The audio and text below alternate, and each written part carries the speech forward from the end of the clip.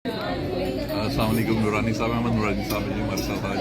तो अहमद नूरानी साहब, ये एक क्वेश्चन था, ये जो अभी जनरल फैज़ हमीद का हो रहा है ट्रायल, जिस तरह मिलिट्री कोर्ट स्टार्ट कर दिया है, तो क्या हम एक्सपेक्ट करते हैं कि जनरल बाजवा की तरफ भी ये जाएंगे? क्योंकि वो तो उसने तो कह लें कि हुकूमत भी गिराई, फिर करप्शन भी उसकी, वो जो फैक्ट फोकस का वो किया था, आपने टैक्स रिकॉर्ड वगैरह किए थे, तो it was huge corruption.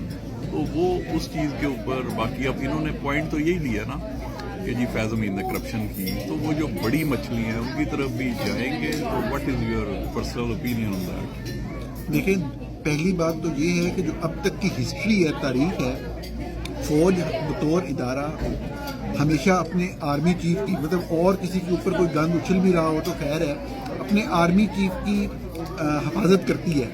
Records यही दिखाते हैं। खुसूसन हमने जनरल मुशर्रफ के केस में देखा कि पूरा इदारा जो है वो मुत्तहद होकर जनरल मुशर्रफ के जराइम के ऊपर पर्दा डालने के लिए, उनकी करप्शन के ऊपर जो इल्ज़ामात थे उनके हवाले से, और ओवरऑल जो भी केसेस थे, अदारे ने एक यूनिट के तौर पे उनका दिफा किया। तारीख तो ये है कि नहीं आने देते, वो कहते हैं कि ये सिंबल है हमारी प्रेस्टीज का, इज्जत का। लेकिन अब मसला बड़ा संजीदा और आपका सवाल बड़ा जो है ना वो पर्टिनेंट है कि जी अब क्या होगा जब फैज़ हमीद पकड़े गए हैं, क्योंकि हम सब जानते हैं, जितने भी मीडिया के लोग हैं वो जो भी कमेंट पास कर रहे हैं, और कोई प्रो फैज़ और एंटी फैज़ लॉबीज हमें नज़र आ रही हैं। मैं उन लोगों में शामिल हूँ जिनके ऊपर जनरल फैज़ ने बाकायदा हमला कराया, मैं ज़ख्मी हुआ। बराह रास्त ISI के सीनियर मोस्ट लोगों ने मुझे तस्दीक की इस बात की कि ये जनरल फैज़ का बराह रास्त हुक्म था चंद लोगों को फिक्स करने का, जिनमें मैं भी शामिल था। तो मैं तो चाहूँगा सिर्फ अपने ऊपर हमले की वजह से नहीं, साफ ज़ाहिर है जो पाकिस्तान के खिलाफ जराइम है उनके, उस वजह से कि उनको सज़ा मिले। लेकिन आपका सवाल जनरल बाजवा के हवाले से है, माजी आपको मैंने बता दिया। अब बात यह है कि जनरल फैज़ ने जो भी किया, जिस तरह से भी किया, वो तो अदारे का फैसला था, इंस्टीट्यूशन का फैसला था। साफ ज़ाहिर है जनरल बाजवा की इशारे पे, उनके नॉड पे, उनकी अप्रूवल से हो रहा था। वो चाहे इमरान खान को सपोर्ट करना हो ISI की तरफ से, या जनरल फैज़ की तरफ से, या कोई भी इकदाम जो पाकिस्तानी शहरियों को अगवा किया गया, जो पाकिस्तानी शहरियों को मारा गया।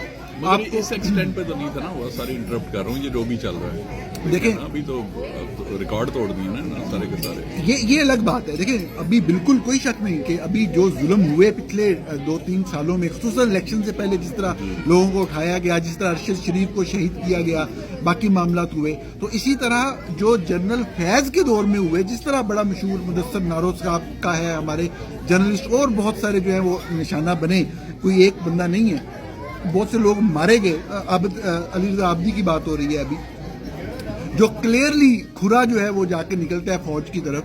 तो अभी ये क्लियर नहीं है बहरहाल कि जनरल बाजवा के खिलाफ कार्रवाई होगी या नहीं होगी, लेकिन जवाज नहीं बनता, किसी भी तरह से लॉजिक नहीं बनती कि जनरल फैज़ जो भी कर रहे थे वो अपने तौर पे कर रहे थे। मैं आपको मिसाल दे देता हूँ, आखिरी बात, कि जो टॉप सिटी के केस में आपने गिरफ्तार किया हुआ है फैज़ हमीद को, आपकी इतला के लिए अर्ज है, टॉप सिटी पे जो रेड हुआ था जिसकी बात हो रही है, हमने उस वक्त रिपोर्ट किया था, अगरचे हमसे डिलीट करवाया गया जो भी हमने लिखा उस वक्त, जिस अदारे के साथ मैं काम कर रहा था उन्हें कह के, लेकिन वो रेड ISI ने नहीं किया था, वो रेड तो रेंजर्स ने किया था। रेंजर्स पाकिस्तान आर्मी के अंडर है। पाकिस्तान आर्मी बतौर अदारा पूरे का पूरा ऑन टेबल था, ऑन बोर्ड था।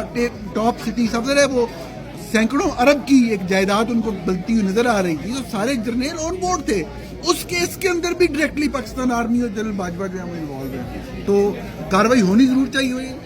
माजी ये कहता है कि ऐसा कभी नहीं हुआ, लेकिन क्या होता है वो देखते हैं, लाजमी होनी चाहिए कार्रवाई। तो अब ये भी ये देखें ना, ये जो आपने बात की है अपना जनरल मुशर्रफ की, तो उसका गिराने वाला भी तो DG है, सही ये भी कहते हैं ना कि लायर मूवमेंट के पीछे जनरल क्या नहीं था, ये भी तो खैर ये तो अब आप हिस्ट्री में चले गए, हिस्ट्री में मुख्तलिफ लोगों के मुख्तलिफ व्यूज हैं। मेरा नहीं ख्याल ऐसा था। सारे लोग, हमारे यहाँ एक आदत है कि हम सबसे ताकतवर कुव्वत जो है ना वो अपने सिस्टम में ISI को समझते हैं। जो भी चीज़ माफूकुल फितरत हो, हमारी सोच, हमारे जहन की जो एक हद है उससे बाहर हो, हम वो कहते हैं ये ISI ने किया है, फौज ने किया है। ऐसा नहीं है, पब्लिक की, अवाम की भी अपनी एक ताकत होती है। وہ طاقت آپ کو ابھی الیکشن والے دنوں میں نظر آئی ہوگی نا, آپ اس کو آن کرتے ہیں کیونکہ وہ آپ کے حق میں گئی بات, ٹھیک ہے نا. تو اس وقت بھی لوگ نکلے تھے, لوگ جنرل مشرف کے مسلسل ماشاء اللہ سے تنگ تھے, اس کے خلاف تھے.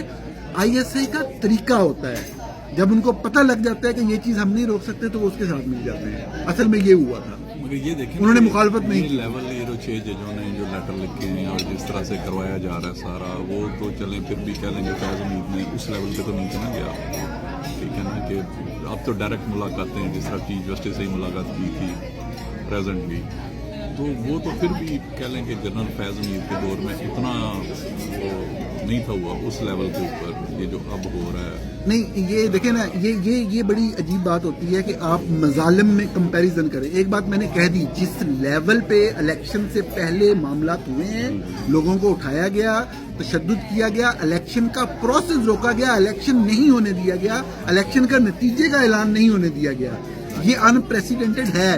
اس مرتبہ اسپیسیفک تھا, پولیٹیکل تھا کہ آپ نے ایک پارٹی کو پاور میں نہیں آنے دینا. یہ تو سچ بات ہے, اس سے تو انکار نہیں کیا جا سکتا, ہماری آنکھوں کے سامنے ہوا ہے, روکا ہے. لیکن ظلم فوج نے ہمیشہ کیا. 25 کروڑ لوگوں کا مینڈیٹ کہہ لیں کہ پامال کر دیا جو پریزنٹلی ہو رہا ہے. آگے تو چلیں پک اینڈ چوز کہہ لیں چند لوگوں سے کیا جا رہا تھا, مگر ابھی تو یہ ڈے لائٹ رابری ہوگی نا. دیکھیں یہ الیکشن ہمیشہ سے فوج چوری کرتی رہی ہے, اس مرتبہ بہت ہی اوپنلی کیا اور ان سے مینج نہیں ہو سکا, بس یہ پرابلم ہے. تھینک یو سو مچ, بہت شکریہ آپ کا.